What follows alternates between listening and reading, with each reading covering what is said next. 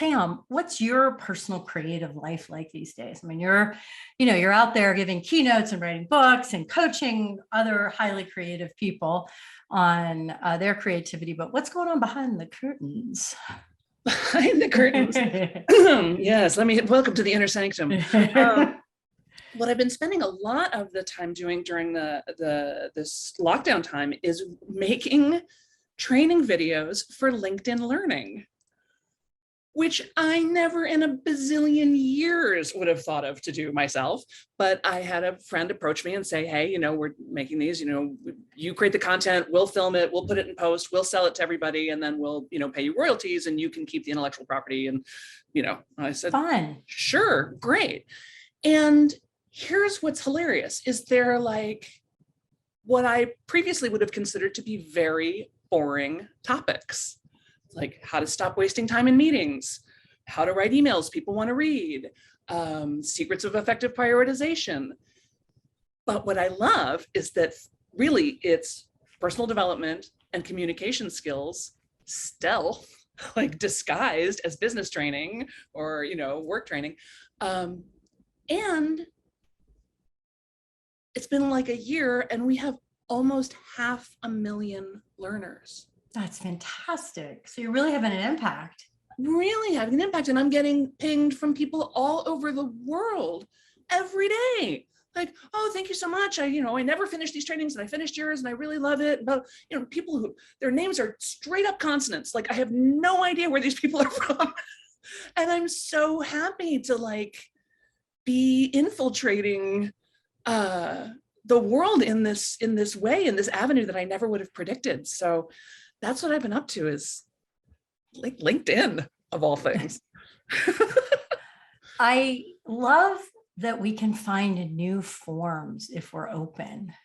Yes. That comes up a lot on the podcast, and that beginner's mind, or being willing to walk through that door of, well, these are business people on LinkedIn. What do I have to do with business people? They've got jobs. I call them straight jobs, which always makes all my friends who have straight jobs crack up. Like, what do you mean? I'm like, well, I don't know. I always thought you were like straight. No, I've never had one of those. Like I've never had I've had every job under the sun, but I've never had a job in corporate America. And I always feel like I don't know what they do in there.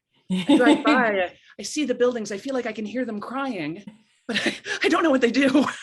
But there also is this judgment that creative people have about business people. And you and I were chatting a little bit before the show about how you're another way you're sort of stealth massaging your work from straight talking to highly creative people to talking about the same stuff, but under the word productivity or being more productive. So it's kind of the same thing, isn't it? It's like, here's this body of wisdom I have and this body of knowledge, but I want to find a way to connect. And that's part of our job as creatives if we're going to make a living and if we're going to have an impact. And everybody wants the same stuff, right? Mm-hmm. Everybody wants to do work that matters. Everybody wants to have, people who laugh at their jokes. Everybody wants. Definitely. That's my number one thing. Just laugh at my jokes. When people say, what's your ideal client? I'm like, they just have to laugh at my jokes. That's all I need. Ideal client, ideal friend, ideal husband. Exactly. And the other thing that I'll sort of link in here is I think sometimes I see people not move forward on something they think they might want to do because they feel like, well, I don't want to get stuck. I don't want to pigeonhole myself. I don't want to, what if I start doing this and then everybody thinks it's great and then I'm stuck doing that forever and ever. I'm out. Oh, I hear that a lot too. Yeah. Right. I feel that for myself. Absolutely. I don't want to be that guy. Yeah. What about all these other things I love to do? Right. It's like, actually, the great thing about making a decision and a commitment is that then you can make new decisions and new commitments, and you can find new ways to do the stuff that fascinates you. You don't have to worry about being bored. And it also goes back to this new forms. Like, oh, you didn't set out to make training videos about writing better emails, but you're like, you have the kind of mind, and I think this is so important for us to develop the kind of mind that can say, oh, I can take this insight and put it in this form, in this language, to connect with this person. I just think that's so important. But you also have you have backgrounds in singing and performing and writing plays. And is that all off the table right now because of the pandemic or because of other demands? And how does that work for you if you're not doing something that's just for you? Yeah, it has been pretty much off the table since the pandemic. I will say that I have noticed that doing podcast interviews and teaching online, I mean, anybody who says that teaching isn't acting is lying. I'm exhausted after I teach. So I'm like, okay, hi, here we go. Here's the show. Totally. It's 100% about performance energy. It's all about, using your, and watch me tell you this story again, as though for the very first time. And I'll make both of us cry. So that, so the performing part of me gets worked out a little bit. But yeah, no, I have a very successful musical that I wrote that we were getting all set to put on a national tour, and nope. Mm-hmm.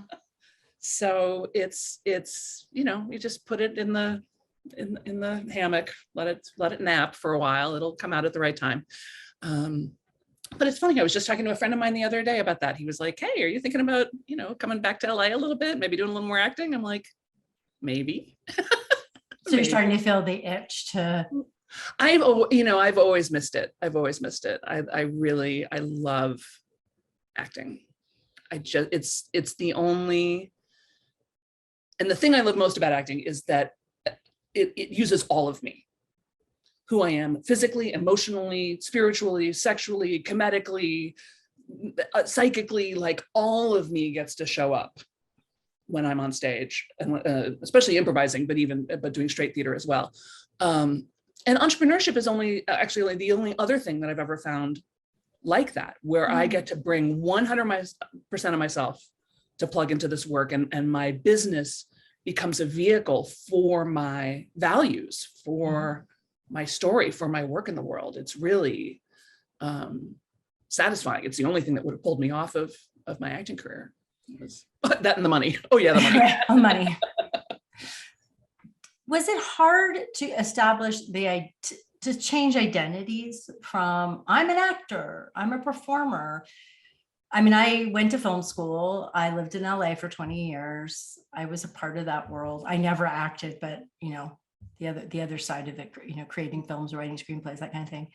And, to have a different identity, to me, is always one of the things that can really stand in our way of our creative success, is being able to form that identity more in the old identity or let it evolve. How was that for you? Because I know in reading up on you, you really did a deep dive into entrepreneurship when you decided to form the Organized Artist. Is that the Organized Artist company, right? And it's actually, and even that brand has now sort of been, it's really the real SamBennett.com now. Yeah. It's sort of a more umbrella thing. But yeah, I definitely kept myself stuck for a long time in what I call the prison of desire. Interesting. Now, you have written some things about desire. I write a lot about desire. Let's talk about the prison of desire. There's times when you want one thing so much that you sort of put blinders on, you sort of build yourself a little cage. And for years I did that, where I was like, all that matters is acting. Like, and the work I do writing and because of course I had a billion other part-time jobs and gigs and projects and shows and auditions, and I was running around all day long doing 90 different things. But I was like, no, the only thing that matters is acting. And so any praise that I got from my writing or any opportunities that I got, in teaching I was like, no, get that money away from me. This is the only thing that matters. And finally, but that was also causing me a lot of pain, right? Because I had one of those acting careers that went well enough that you didn't want to give up on it, but not so well as to be able to support a person. Oh God, that middle ground. Yeah. So it was like call back, no. Call back, no. Call back, no. Call back, no. Call back, go to producers, no. Like, it could be one thing if I was just failing completely, but I was so close every time. Yeah, I think of so many people listening who are like, I get it. Oh, I know, right? And so I was breaking my own heart over and over again.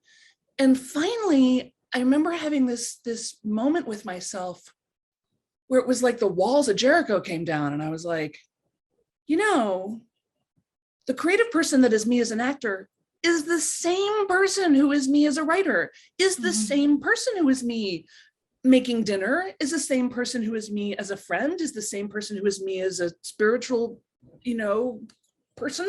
Like, they're not siloed off. It's the same. And once I allowed myself that freedom and that realization of like, oh, it's not a betrayal of myself to not be acting. It's just a further exploration of the same creative energy that I put into everything. That was a big help. The other thing I did too to get into entrepreneurship is I really did sort of sneak up on myself. Because, sometimes, highly creative people also tend to be highly intelligent people, and they can talk themselves in and out of things on a dime. It does not even take me a whole shower. Oh, no. Like it's the time that it takes to pick up the soap. I have a great idea. No, it's terrible. Yeah, exactly. Oh, I shaved an armpit. Oh, that was a really bad idea. No, I'm not. Now I should make that shouldn't be anything anymore. Yeah, totally. So yeah, we tend to be a little resistant to authority, even our own. And so I started teaching Get It Done, like, in a church basement in Van Nuys to 11 people. And I might have charged them $75 and felt really weird about it.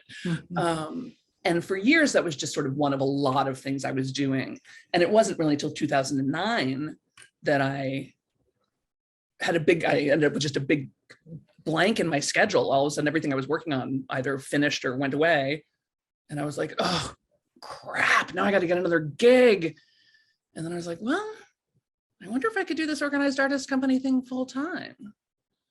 And then I thought, I guess I should order business cards. Like, I knew nothing. Yes, because business cards are so important. Business cards are so important. That must be the thing that real business people do, right? You need a business card, you need a logo, you need like all the things that we obsess about that are completely pointless. Oh my gosh, I built my own website on iWeb. I mean, it was pretty hinky. That moment, though, I'm just really struck by an immediate theme in our conversation, which is, and it echoes my own experience as well as a creative, is when the silo of that identity or that prison of desire breaks down. But you have to keep breaking it down. Yes.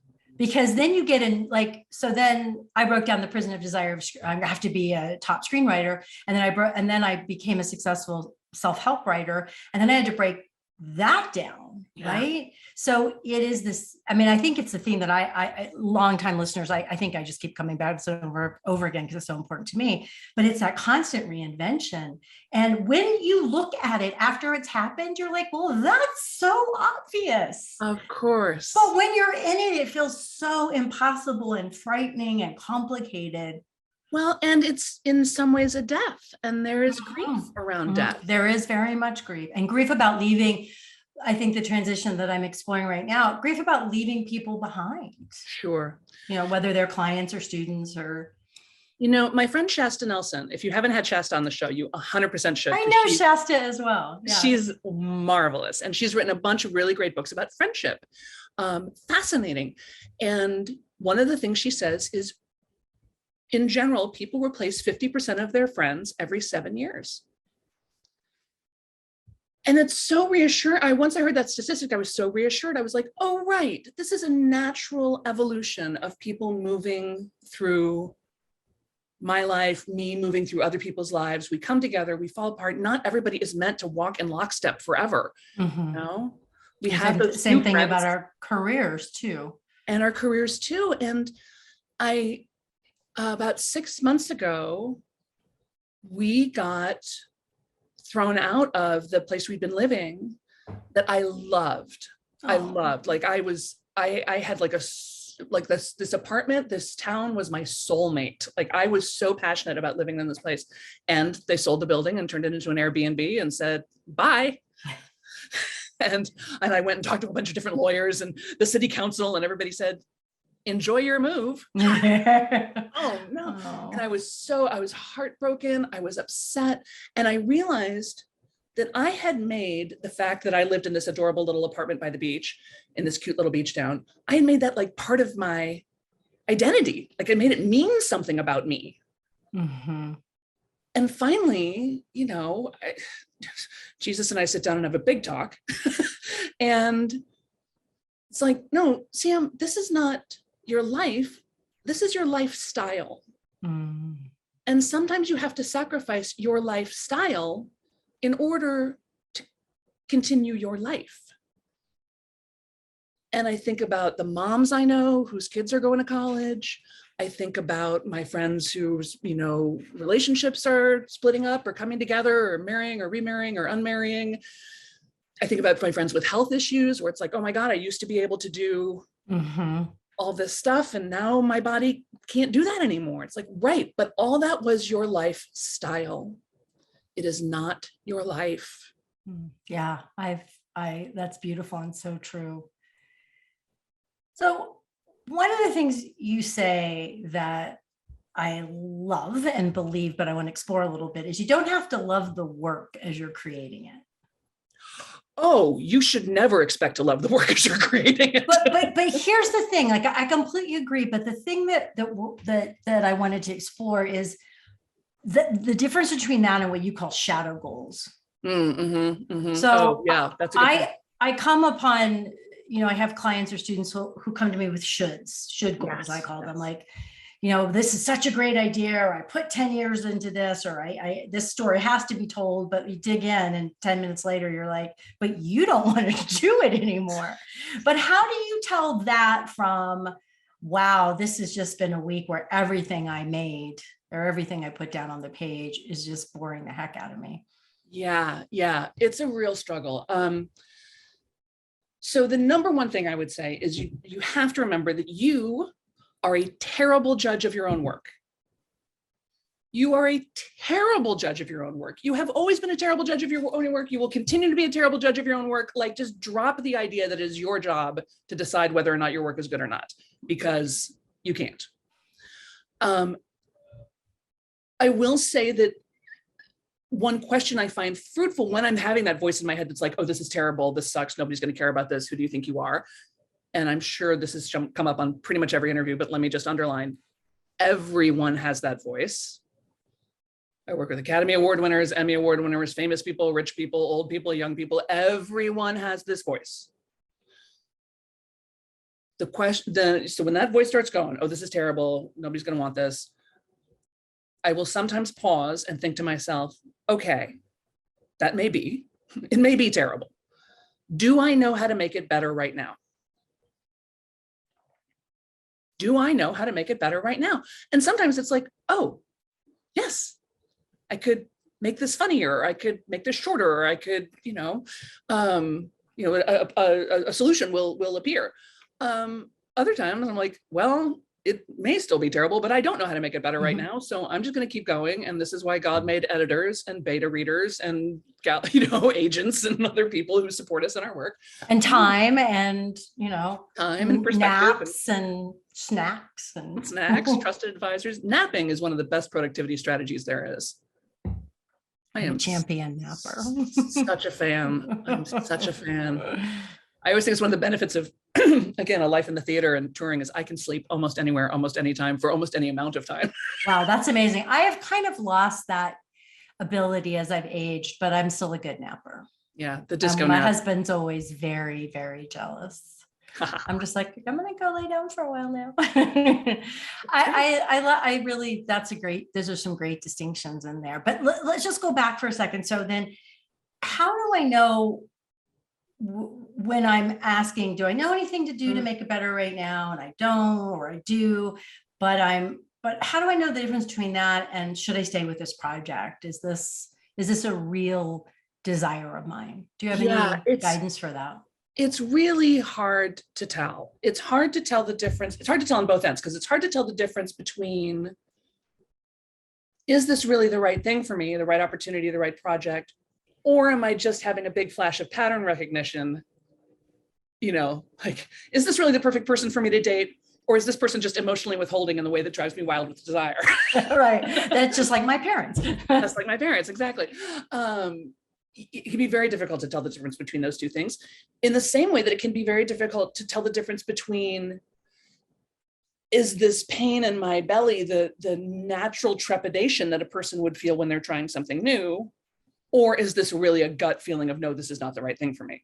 Yes. And honestly, I don't know that we can tell the difference between those things from the inside. So this is why I'm such a big fan of the 15-minute thing, of baby steps, of following the sparkly breadcrumbs. Take a couple of little steps and really bring awareness to those steps. Like, as you're doing it, notice how you're feeling, notice what's happening. Because we've all certainly had the experience of like, oh, I took a couple little baby steps and wow, the universe came rushing at me with all this wonderful opportunity and insight. And wow, this is so great. You get carried along by this tidal wave of support. It's really exciting when that happens. Other times we take a couple little steps forward and it's a lot of knees and elbows. It's way more expensive than you thought it was going to be. It's not and then you just go, okay, it's not the right time.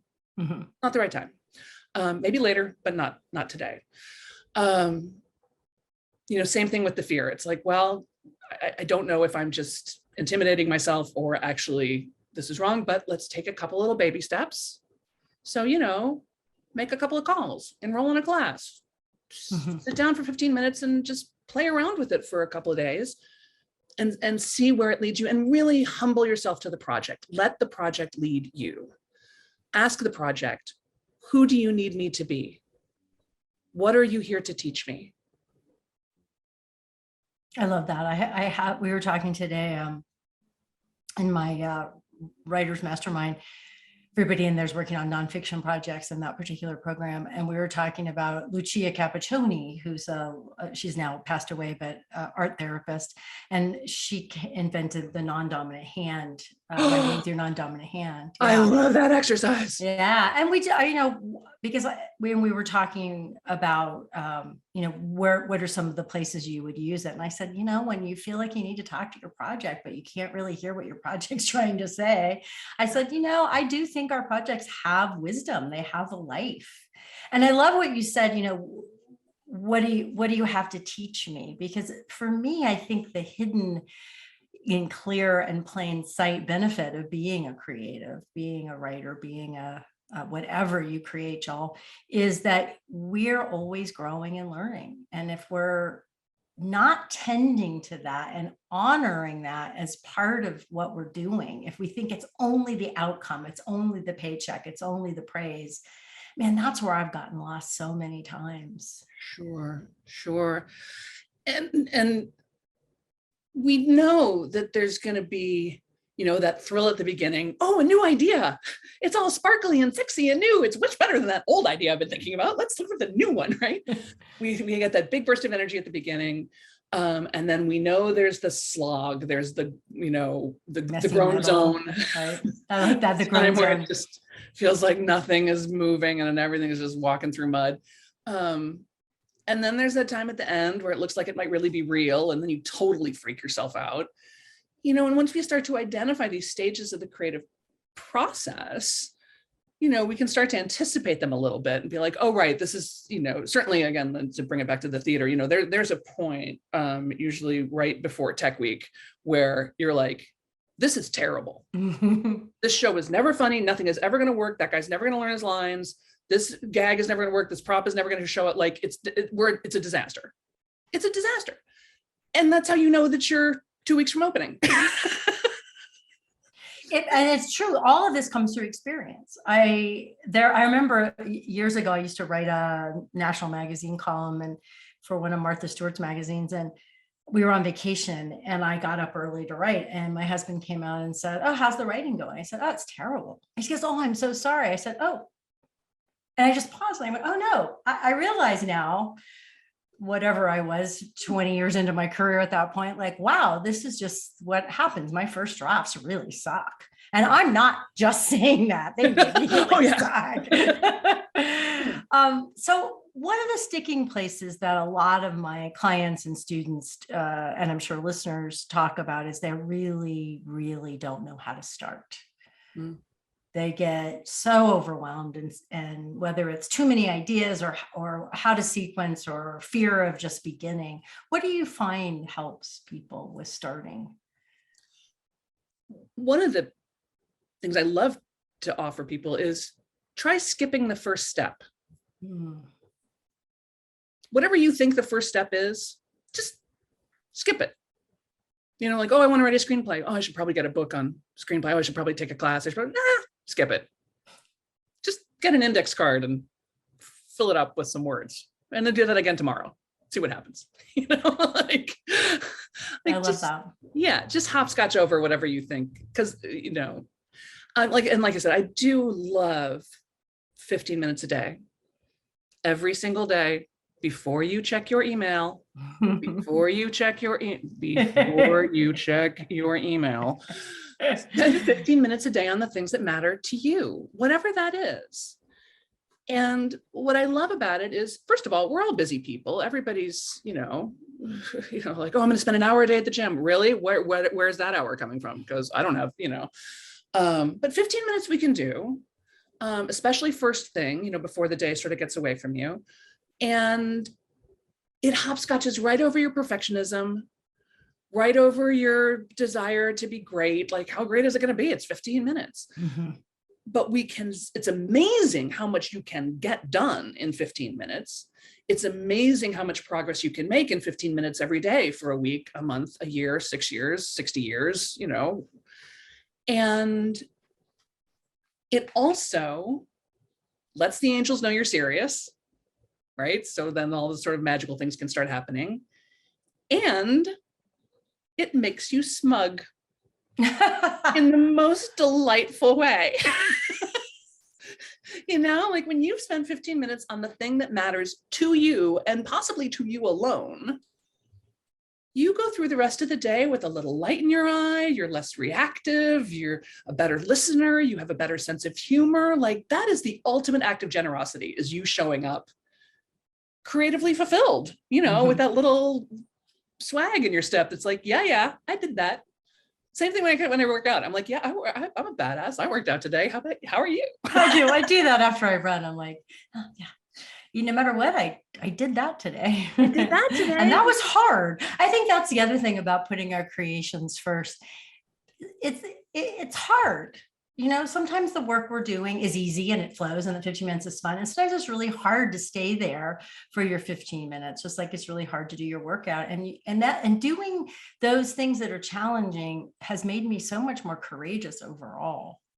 Absolutely. For years, I did CrossFit, which I really loved. And I'm pretty terrible at jumping up on those damn boxes. Oh yeah, no, I don't jump. Girls with big boobs don't jump. I don't jump. I would step. I have long legs. I can step. I was very good about setting boundaries around CrossFit because everybody there was 20 years younger than me, and they're all running and jumping and lifting, and I'm like, no, I'll just do this half of this part of it. Thank you. And it was incredibly hard, and I would be super red and hot and sweaty and half crying, but I loved doing something I was so bad at. I loved it that I showed up for myself 2-3 times a week. And as the wise woman says, I can do hard things. I can get over psyching myself out. I can push myself. I can give up in the middle and still, there was one time I was working out. We were doing this like reverse bear crawl or something. It was awful. I'm sweating. I'm crying. I really want to quit. And I had 2 voices in my head. One said, so quit. Like, go get in the car and go home. No one cares. And the other voice in my head said, Sam, you can pause, you can rest, you can do this poorly, you can do a really shitty job, but you can't quit. So I was like, okay, I'll just keep doing this really badly. And then finally the trainer spotted me struggling, and she comes over to me and she goes, so Sam, does it hurt or is it just hard? And I was like, oh, wow. Yeah, it's just hard. And she goes, oh, good. And she walked away. And in some ways that may be the answer to the question of like, is this really the right thing for me or not? Like, does it hurt or is it just hard? Because if it hurts, cross it off the list. Like, no, no, no, no, no, no, no, no, no. But if it's just hard, that's an engraved invitation from God. And truly, our brains do not want to do any of this. Our brains don't want to CrossFit. Our brains don't want to run. Our brains don't want to write. Our brains are like, what is in this for me? Our brains are like, I've got one job, it's to keep you alive. It's homeostasis. And you're using up a bunch of resources right now for something I see no benefit in in our evolution here, which is to keep, spreading our genes, even if it's way past that point in our lives. And so your brain is always going to tell you to quit. That's right. And it sounds so convincing. Oh, it sounds so real. And it's trying to get you to conserve calories, like, no, don't exert yourself, Don't use that sugar and salt up for that. Right, exactly. And it sounds so real. It sounds so, and when people tell me they're afraid, I'm like, well, of course you're afraid. It's terrifying. There's a reason most people don't do this. I mean, it's absolutely terrifying, but we can't let fear drive the car, right? We can't let fear make our decisions for us. And as I've become very fond of saying, stage fright is not a sign that you shouldn't go on stage. It is a sign that you are about to go on stage. So I've always thought one of the best titles ever is Feel the Fear and Do It Anyway. God, I wish I'd written that title. It's a pretty good book too, but I love it when titles themselves are just a lesson in the world. Right. Like if all you ever do is just walk past that at a garage sale, Feel the Fear and Do It Anyway. That's pretty good. Yeah. Speaking of Feel the Fear and Do It Anyway, we were talking about this again in the mastermind this morning. We were talking about this, and I coach and work with primarily women. And one of the women, I had them do this prompt about what do you think you should write this week, and then what do you really want to write this week? But something more clever than that. And one of the women, a couple of women were like, oh, I realized, like, I thought I had to go out and learn some more before I could. And they were like, WTF, I'm going to own what I know about this. I'm going to write about that this week. So I see that a lot with my clients. I also see a lot of what I call hiding in the creative cave and making your thing, whatever it is, and not testing it, not sharing it, not using any of the means that we have now digitally in different groups and things to say, well, how is this landing? Yeah. I've certainly done that. What do you think helps with both of these things? Kind of a dual question there. Yeah. I'm thinking about a couple of things. One is what do you do? What are you writing when you really want to write? This is also good we're in that creative transition of like, what do you do? What do you really do? Oh, say more about that. So like, I'm thinking about giving up my career as a lawyer to become a yoga instructor. God, that seems crazy. Oh my gosh, what am I thinking? It's like, okay, well, what do you do? Well, really, I'm a lawyer. I help people with whatever. Right. What do you really do? Oh, I help people get aligned with their values and structure their lives so that they're easier. Oh, and as a yoga teacher, I could help people get aligned with their values and structure their lives and their bodies so that they're like, oh, I'm actually doing the same thing no matter what, right? So what do you do? What do you really do? That's also a good way to juice up a career that maybe you have lost interest in. To be like, oh, what am I really doing? And how can I do more of that? Because that's really what's soul satisfying for me. So that thing occurs to me. Also I need to learn more about this. Like, no, that's the skip the first step. That's where I'm like, no. And we all have issues claiming our expertise around things. This word expert, it's like, oh God, I'm not an expert. I mean, golly. But the word expert is the same root word as experience and experiment. So I was like, well, I may or may not be an expert, but I definitely have some experience. I definitely love to experiment in this world. And the phrase that always calms me down is, I know what I know. That's a beautiful phrase. I know what I know. I know what I know. Do I know It everything? doesn't mean, and it doesn't mean it's right. And it doesn't mean it works for everybody, but I know What I know. what what I know. What my And experience I'm is. gonna might have a recognition that maybe other people don't know what I know. So the thing that seems really boring and stupid and obvious to me, it might be a massive newsflash to them. That was another thing we were dealing with this morning, where several people are so bored with their work, and it was because they know it so well. And I said, and the cure for that is putting yourself in your reader's shoes or your user's shoes or whomever, because Absolutely. to remember that they don't know that.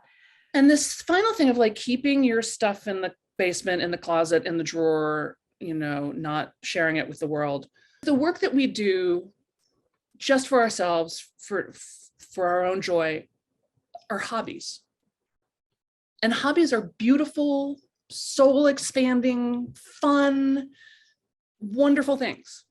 And if your thing is a hobby, then keep it a hobby. Don't put the pressure of public perception on it. Back when all my friends were having babies, I used to make cashmere sock monkeys for all the baby showers. And every time people were like, oh my gosh, these are so great. You should sell them. Oh, you should make them. You should have a business. And I was like, oh no. No.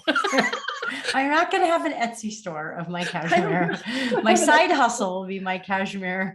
That's right. I enjoy making these for the special babies in my life. That's the end of the story. I don't want to have to do it. I don't have any interest in doing it any more than I'm doing it. It's just something I do for me and the people I love. Same thing with cooking. Like, I'm a fine cook, but I don't ever want to do that publicly. Like, that does no interest for me. So be honest with yourself. If your thing is a hobby that's really just for you, then honor that. That's great. Make time for it. Have it be in the budget. Like, don't feel shy about it. Do it because it's an important part of you.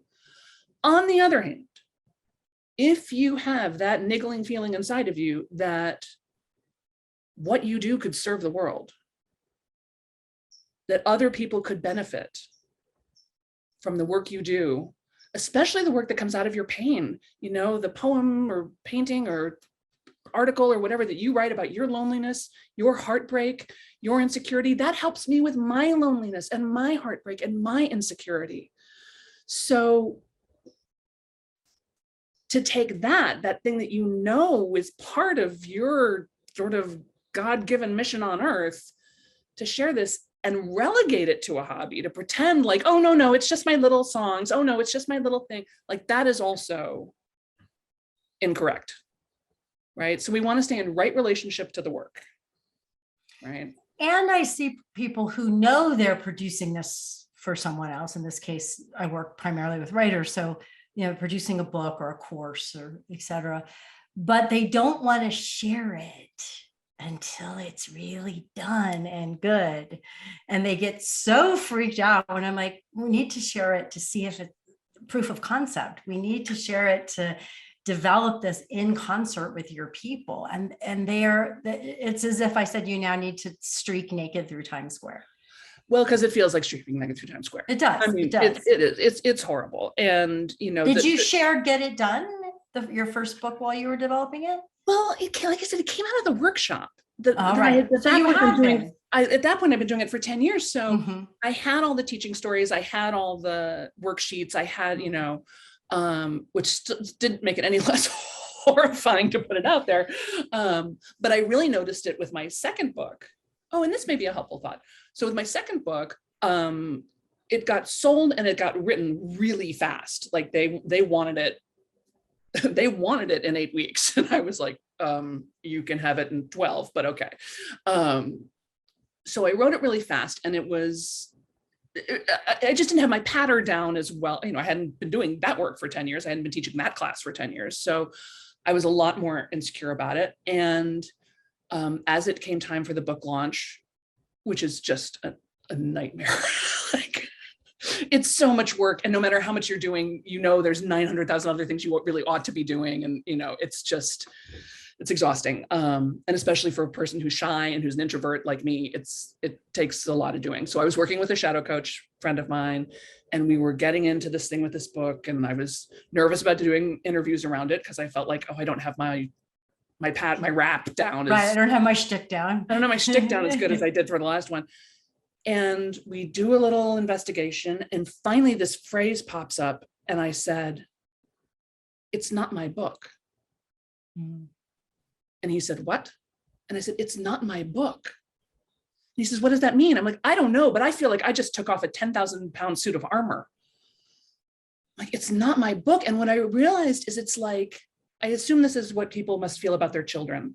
Like, if your child goes out into the world and does something amazing, you're proud of them. You had something to do with the process, but it's not yours, it's theirs. They're doing the amazing thing. You know, other people are benefiting from that. They're living their own life. And the book is the same thing. The book gets to go out into the world and have its relationship with the world and readers that doesn't have anything to do with me. Mm-hmm. So important. Oh, it was such a relief. I was like, and that is such a first to second book thing. I have the same thing between my first. Oh, I think it totally is. Like, you're also like, but I wrote this book. I can't go on to the next book. Like, it's like cheating. It's like cheating on my first around baby. you's going like, "Oh, sophomore slump, second album. Uh-oh." You know, like, okay, stop. Yeah. But in every interview I did, I was like, before I say a prayer before everything I do. You know, before I come on Zoom, I say a little prayer. And for those, my prayer was, this is not my interview. Mm-hmm. It's my job just to show up and go wherever this conversation is going, and, you know, stay as open and clear as I can and have as much fun as I can. And that's the gig, you know? And again, it has to do with staying in right relationship to the work. I've been thinking about this a lot about, you know, I can be proud of the work that I've done, and I can be proud of myself for doing it without being prideful. Because prideful tends to give us a sense of, look at me, I'm special, I did good. And that can be such a loop back into the fixed mindset. So this is all I can do. And that's great that I can do that, but don't ask me to do anything else, which brings us back to the beginning of the interview, which is, how do we keep evolving, and how do we keep seeing new opportunities to repackage our work, if that's something you want to do. Yeah. So these are all really related. So tell me more about right relationship with work, with your work. Yeah, I'm not really, this case, it's funny, it came up in the group I was leading the other day, and I was like, oh, this is hot. Like, so I'm not entirely sure what I mean. Mm-hmm. But I will say, I've got a niggling thought from something before about testing your work and getting it out there and having whatever it is, beta readers or first clients or first customers. You really do kind of need to make 100 sales before you have any idea really what it is you're doing. You know, you have to have 100 clients, at least 10. 110, you know, some round number. some round number where you can feel like, okay, I can start to predict who's a good ideal client for this. I can start, and paying people, by the way. I'm not a fan of this, like, oh, I'm just starting out, so I'll do it for free. No. Oh, no, me neither. No. Or I'm just starting out, so I'll do it for cheaper. No. Yeah. The price of the work is the price of the work. You are worth it, and so are they. And it's not about this whole thing about like, oh, charge what you're worth. No, your worth is intrinsic. You're not charging what you're worth. Everybody's worth the same. All the babies are worth, if we had 10 babies in front of us, we would not say this baby is worth more than that baby. All the babies are worth the same. They all get a cashmere sock monkey. It's fine. What you're charging for is the value of the work to them. That's what you're charging for. What is the value of the transformation to them? So that's my little spiel on pricing. Right relationship, I think some of it has to do with a phrase I learned from a teacher of mine, which is, when it comes to my clients and students and even my readers, I'm responsible to them. I'm not responsible for them. Right? So it's my job to, like I said, show up as well as I can in any given moment, to provide a container, to offer as many resources and opportunities as I possibly can.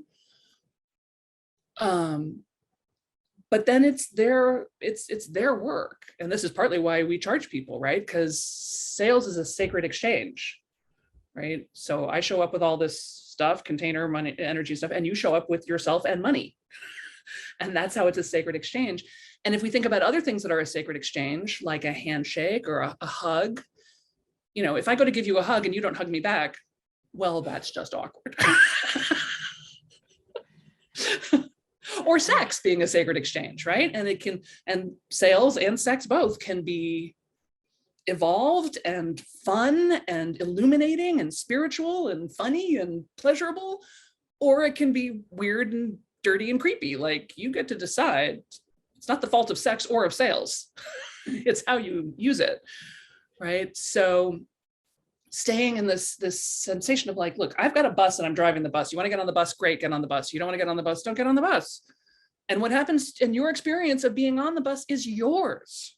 Mm-hmm. That's up to you. That's not up to me, right? It also feels like that phrase, right relationship, is about first having a relationship with the work, not making it all about you, but like there's an exchange going on between you and the project, the idea, the client, whatever your form of creative expression is. And there's an intention. Yeah. Yeah. I mean, my intention in having this podcast is always, I always imagine that the listeners are in this, my little office with me. And it's like, how can I help you today to move your creative practice and courage forward so you can create out loud? Like, what can I not pull out of my guest, but suss out or be in conversation with so that they're like, oh, that was worth my time. Now I know this thing that I can try or do, or this thought is in my head so that I can carry that with me. So right relationship with work, there's a lot to explore there. I think it's very rich. I think so too. And you know, whoever it is at the you know, brain science laboratory of mystical people, you know, there's some thought that we have, I forget what it is, you know, 90,000 thoughts a day or something, in as much as anybody knows what a thought is, but it appears like most of them are the same ones we had yesterday. And a lot of them are self-critical. Which again is just survival. We're tribal animals. We're designed to live in a group. Of course, we're concerned about what everybody else thinks. Like, we know that if we're not approved of, we will get put on an ice floe and we will die. So, you know, people are like, I'm a people pleaser. I'm like, yeah, in your DNA, you're a people pleaser. That's not bad. Don't run that down. So this thing of like, can I introduce a new thought to someone today? You know, the sound I always love is this one. Oh, I love that, because that's the sound of a new thought, right? That's, oh, I could try that. Or, oh, that could be fun. Or, I always like, that's a good question. You can hear the engine going, oh, that's a good goal. What is that?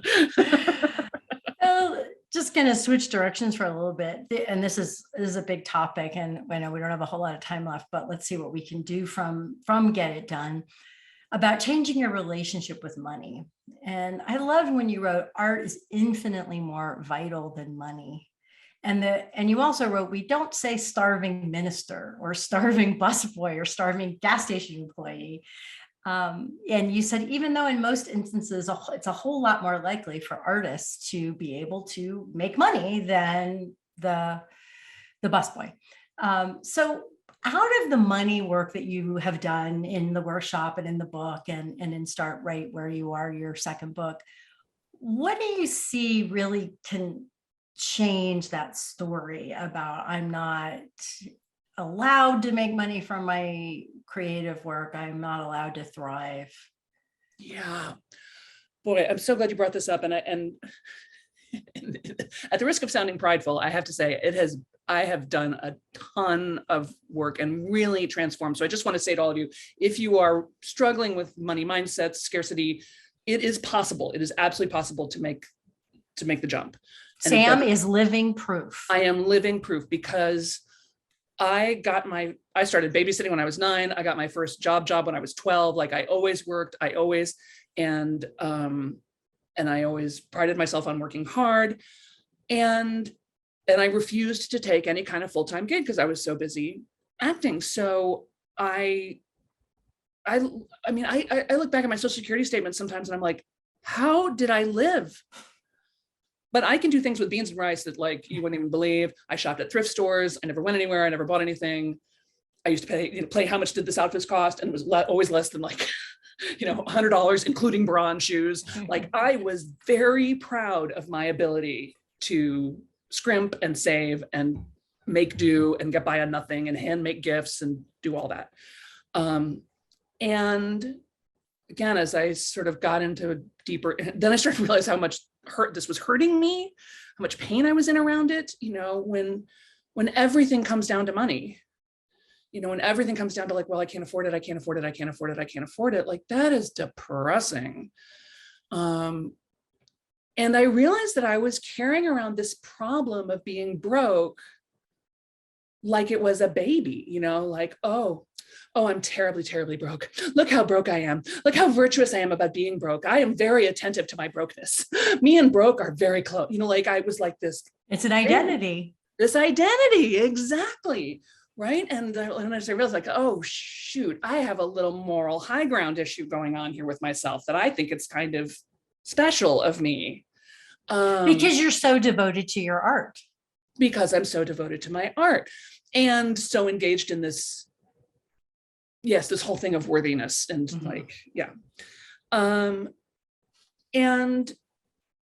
and then I did a lot of work. I read all the books, I did all the exercises, I got coached, I invested heavily. And finally I realized a couple of things. First of all, there is no shortage of money anywhere. There is an infinite amount of money in the world. I mean, I guess if we started to count, we would eventually get to the final dollar, but we're not going to do it. So for our purposes, there is an infinite amount of money, and you can prove it to yourself. Go on eBay and look at what people are spending on things. People spend all kinds of money on the craziest things, right?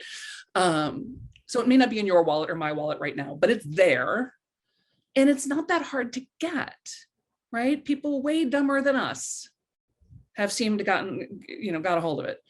So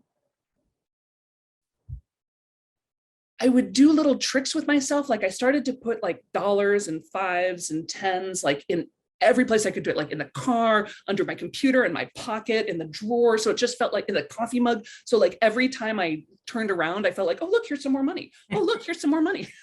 Oh, look, here's some more money.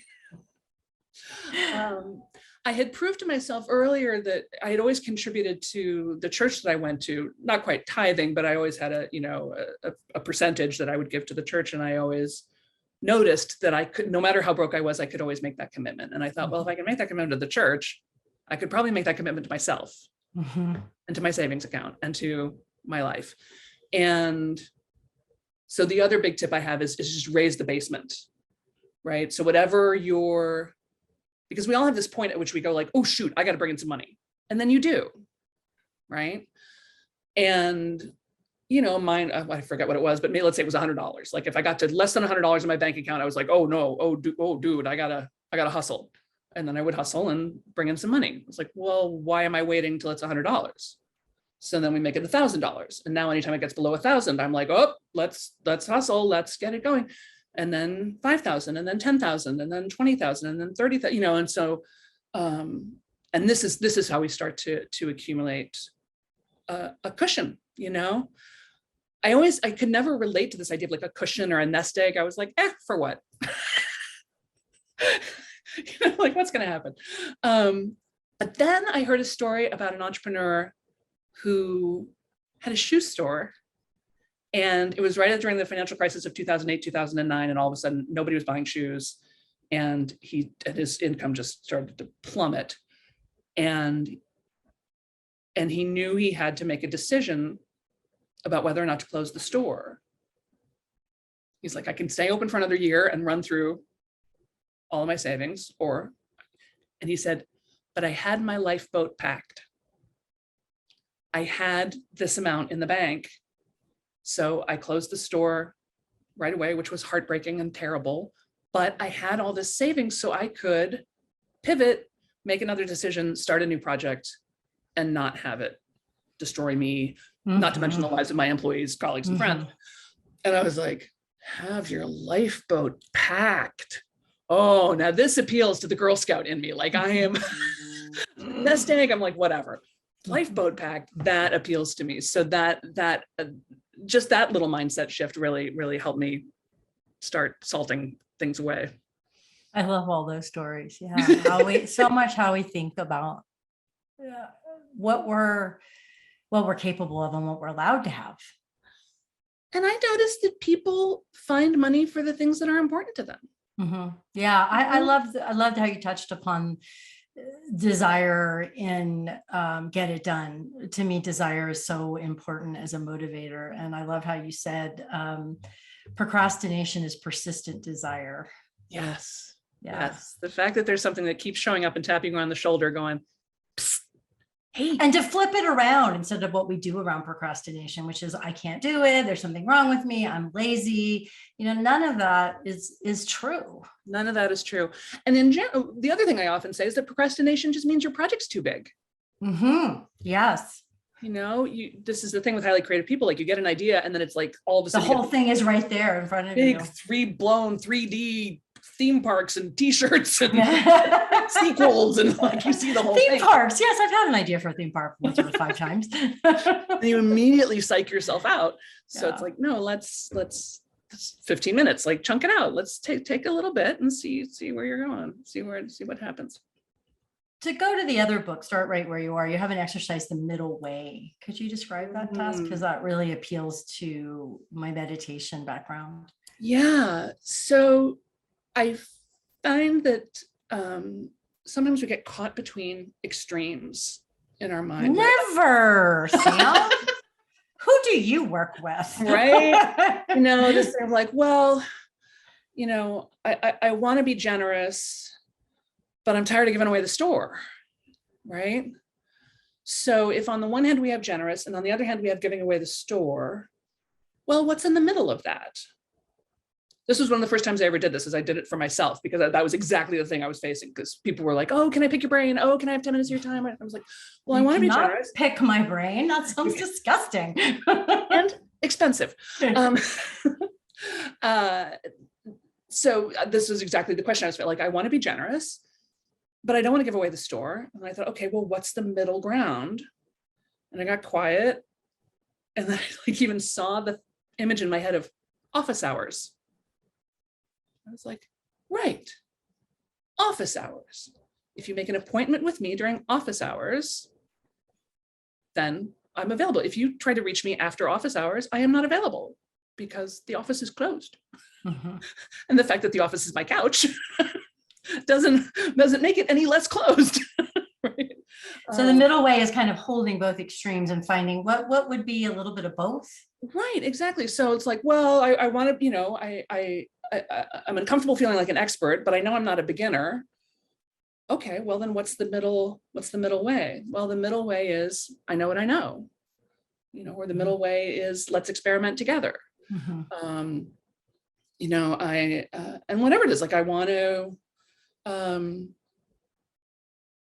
feel pretty and beautiful. And I also don't really care what I look like. So what's the middle way? Some good face cream and red lipstick. We'll call it done. So it's really what feels right for you, and quit ping-ponging back and forth between this. Well, I don't want to be this. Well, I don't want to be that. Well, I don't want to be this. Well, I don't want to be that. Fine. Don't be either. What's the middle? Or better yet, what's both? What's both of those things? Both and. Both and. Both and. I'm an expert and I'm a beginner. Both and. Yeah. Right. I'm beautiful. I like to feel pretty and I don't give a shit. Both and. Right. Yes, exactly. Exactly. Can you also tell us briefly the hot pink ghost exercise from Get It Done? The hot pink ghost exercise. So, okay, if I'm remembering correctly, because it's been a minute. I have thoughts that haunt me that will stop me dead in my tracks. You do too, I'm sure, right? Never. And only 17,000 times on this Monday morning.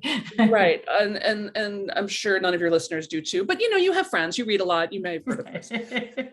So I have some thoughts that will stop me dead in my tracks. And what I notice is that they're sort of,